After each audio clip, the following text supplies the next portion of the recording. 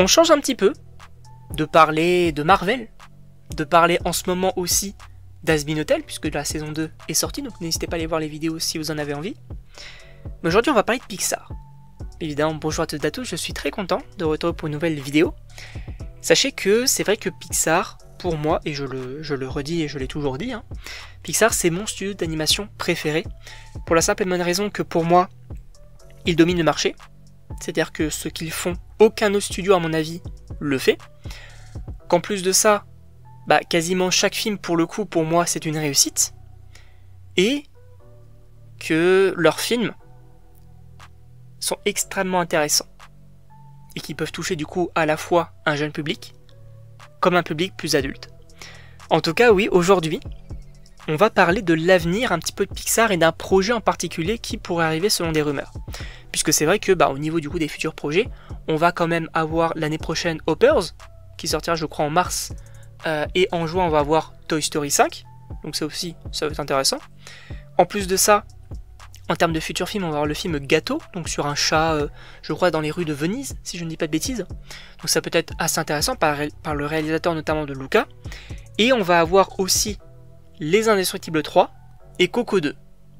Donc vous allez me dire, oui on a quand même pas mal de suites, mais ce qui est intéressant encore une fois avec ce studio là, c'est que oui ils ont compris que les suites ça marchait, notamment Disney peut-être pousse pour faire certaines suites, mais ils ont également compris que Pixar c'est faire finalement des films d'animation un petit peu annexes, comme du coup c'était le cas donc lors de ces années précédentes, hein, avec par exemple du Soul, avec du Alerte Rouge, du Luca, etc., du Élémentaire, etc.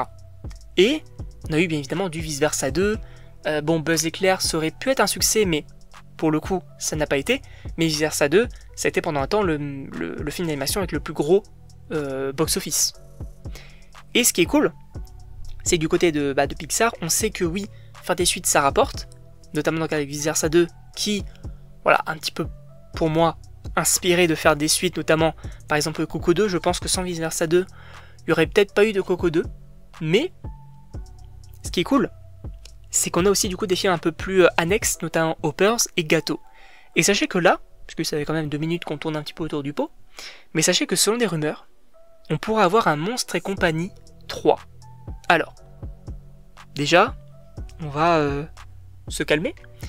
Il ne s'agirait pas d'une suite à Monstres Academy, mais bel et bien une suite au premier film, Monstres et compagnie. Et c'est vrai que pour moi, c'est très cool. Parce que on avait eu du coup cette série Monster at Work là sur Disney, d'ailleurs c'est que Disney qui l'a produit, ce n'est pas Pixar, donc c'était à chier, on va pas se mentir. Pour ceux qui l'ont vu, c'était clairement nul, hein, voilà. Mais, pour le coup, faire ce genre de choses, ou en tout cas partir sur un peu les mêmes thématiques, puisque ce qui était entre gros guillemets très intéressant, c'était la transition finalement des monstres vers du coup une sorte de nouveau métier finalement, plus celui de faire peur mais de faire rire. Et ça aussi c'était assez intéressant, donc est-ce qu'on pourrait évoquer ça? Pourquoi pas? Est-ce qu'on pourrait évoquer aussi le retour de Boo?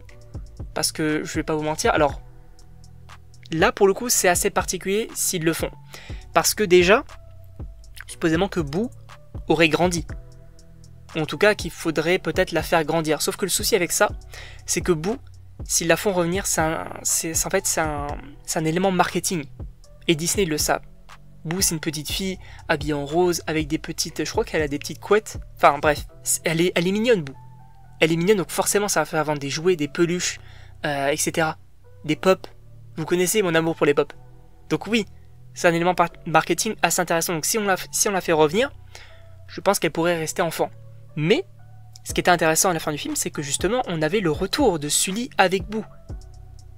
Donc on pourrait aller là-dessus. En revanche, je vous rappelle quand même qu'on a quelque chose du côté de Pixar qui est assez intéressant, d'ailleurs j'en avais parlé en vidéo, c'est la Pixar Theory. Et la Pixar Theory, Boo en est, alors pas non plus la responsable, mais a une part assez importante de cette théorie-là, puisque je vous rappelle que selon du coup cette théorie-là, Boo serait du coup la sorcière dans Rebelle, puisque du coup justement elle voudrait rechercher Sully.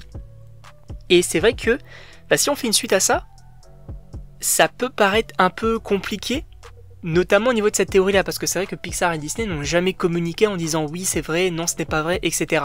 Et c'est ça qui est assez intéressant dans cette théorie-là. Donc, à voir où ça peut aller. Moi personnellement j'imagine clairement un Monstres et compagnie 3, bah, ça pourrait être totalement logique d'avoir ce genre de choses, même si, pour moi, Boo, déjà s'ils font un troisième film, il y aura clairement Boo, je pense, et en plus de ça, ils vont la laisser petite pour notamment l'élément marketing qui va faire vendre des jouets, des peluches, encore une fois. En tout cas, je sais pas ce que vous en pensez, mais évidemment n'hésitez pas à me le dire dans les commentaires, à vous abonner également, et donc on se retrouve pour une prochaine vidéo.